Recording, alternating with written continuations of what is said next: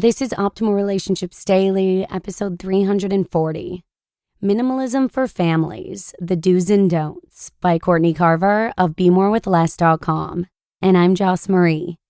Happy Friday, and welcome back to my show where I narrate relationship posts from a variety of different authors and blogs, just like an audiobook. And today, I'll be covering a post from Courtney Carver with tips for integrating minimalism into your family. And while I feature Courtney occasionally here on my show, Justin also covers her content pretty frequently over on Optimal Living Daily. To check out that show, simply search for Optimal Living Daily from wherever you're listening to this one. But for now, let's hear what she has to say about minimalism for families and start optimizing your life. Minimalism for Families, The Do's and Don'ts by Courtney Carver of BeMoreWithLess.com. At first glance, minimalism sounds much more approachable for single 20-somethings without much responsibility. How can minimalism work for those of us who have built a life and accumulated decades of stuff, debt, and obligation? And what about the kids? Is minimalism for families with children? In Why Kids Need Minimalism, Danae Barahona of Simple Families says, quote, "The kids of today need minimalism more than ever. Childhood of today is beyond messy and cluttered. It's chaotic.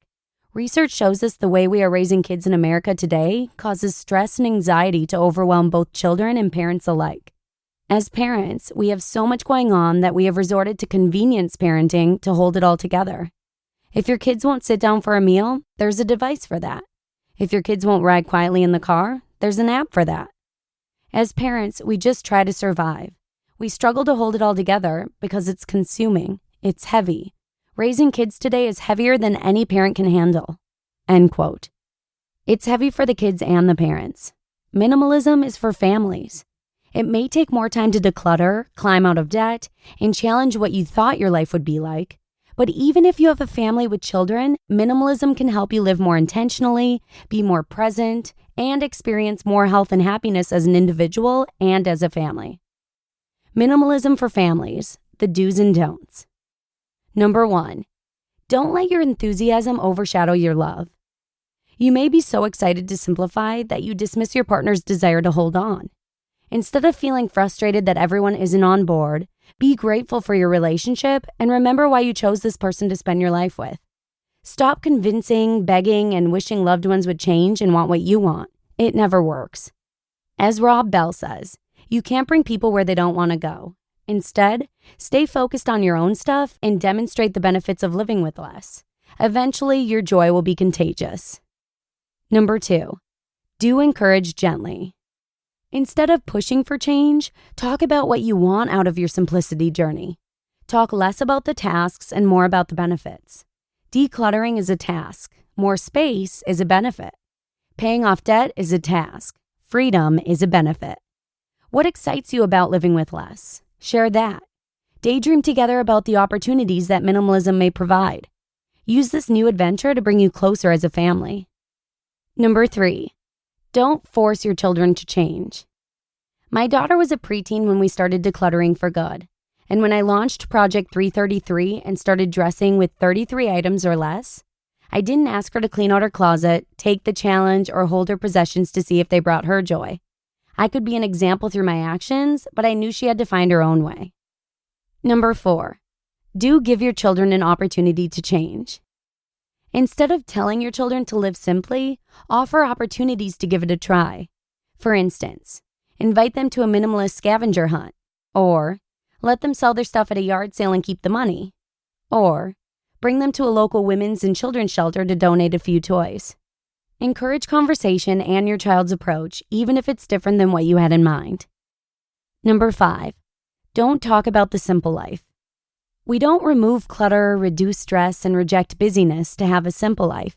We do it to have a life. We do it to have a life with more love and connection, not to have a life with more organized bookshelves. Number 6, do enjoy your big, beautiful life together. As you are taking steps as a family to simplify, enjoy the journey. Living with less is not a sacrifice unless you make it one. Take advantage of the time and space you are carving out to spend time with each other, explore new opportunities, and really start living.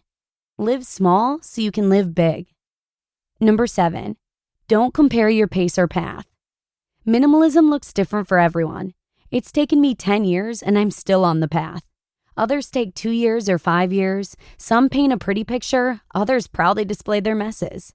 Don't compare your beginning to someone else's middle. Don't bother to compare at all. Comparing and competing will compromise your confidence and motivation. This is your journey, your family, and your life. There isn't one best way to do it. Do what's best for you. Number 8, do be inspired by other stories and simplicity messages. You can see some links in this post for inspiration.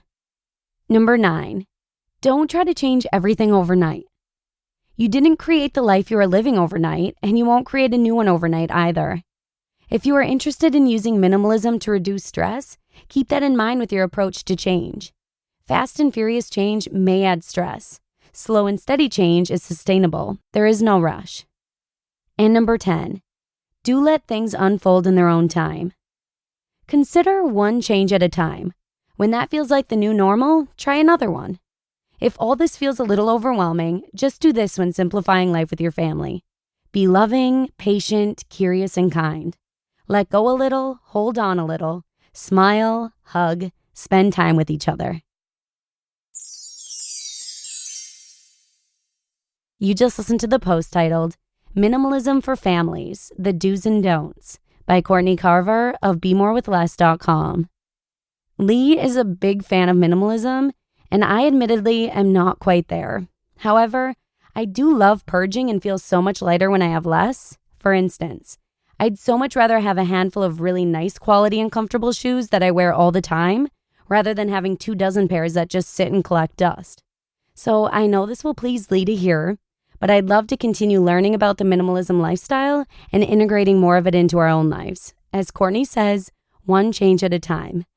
And if minimalism is something that you're working toward practicing more of as well, I wish you the best on your journey and hope you find Courtney's tips helpful. But with that, let's call it a day.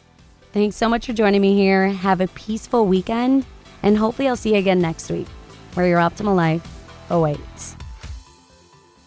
Hello, Life Optimizer. This is Justin Malik, creator and producer of this podcast, but also Optimal Living Daily, the show where I read to you from even more blogs covering finance, productivity, minimalism, personal development, and more from incredible bloggers like Derek Sivers, Zen Habits, Mark and Angel, The Minimalists, and all the ones you hear on this show too. So if you enjoyed today's episode and like taking amazing blogs on the go, come on over to Optimal Living Daily and subscribe to that one too. And together, we'll start optimizing your life. You've been listening to Optimal Living Daily. Be sure to hit the subscribe button to stay up to date on each new episode, and head to oldpodcast.com. That's OLDpodcast.com for a free gift, as well as more actionable tips and resources to help you maximize your potential. Thanks for joining us, and remember, your optimal life awaits.